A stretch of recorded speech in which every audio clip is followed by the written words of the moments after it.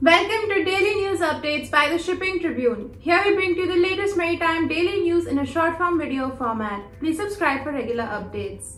Freight market scenario by Saigal Seatrade. On July 17, the Asia-Pacific Panamax market freight rates edged lower. The Asia-Pacific Supramax market freight rates were mostly flat. The Capesize freight rates extended losses, and the Pacific Handysize market freight rates trended higher. Container ship backlogs and soaring rates drive supply chain congestion concerns. Goldman's Jordan Gallagher released his latest supply chain congestion note on Monday, informing clients that for the first time in 1.5 years, the supply chain congestion index is on the verge of rising from 2 to 3, with 10 being the most congested. This resurgence in snarled supply chains is driven mainly by increasing container ship backlogs and soaring ocean container shipping rates.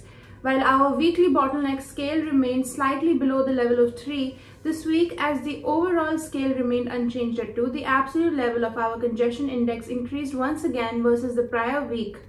Should next week's index reading show an increase of just 1%, the weekly bottleneck scale would push up to a level of 3 for the first time in over a year and a half, Gallagher explained. Navy rescues 9 crew including 8 Indians after oil tanker capsized off Oman. Indian Navy's warship INS Teg has rescued 9 crew members out of 16 who went missing after an oil tanker capsized off of the coast of Oman. The Navy warship has been deployed for search and rescue assistance for the capsized oil tanker.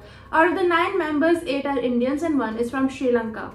The entire crew of MT Falcon Prestige, a Comoros-flagged oil tanker, capsized 25 nautical miles southeast of Ras Madaraka near the port town of Dukan in Oman. 3 Sri Lankan nationals were among the 16 crew members. GRSA to build ocean research vessel in collaboration with NCPOR. Defense PSU Garden Reed Shipbuilders and Engineers Limited signed a contract with the National Center for Polar and Ocean Research for constructing an ocean research vessel, an official said on Wednesday. The contract, worth approximately 840 crore rupees, was signed between GRSA and NCPOR officials for the construction of the vessel in 42 months, the shipyard informed the stock exchanges. The Kolkata headquartered warship builder said it has the necessary expertise in the field of survey vessels and has been building them for the Indian Navy for nearly 4 decades now. SPM Port Authority's cargo berth privatization plans gets a boost with Bothra Shipping Ripley's bid for HTC facility.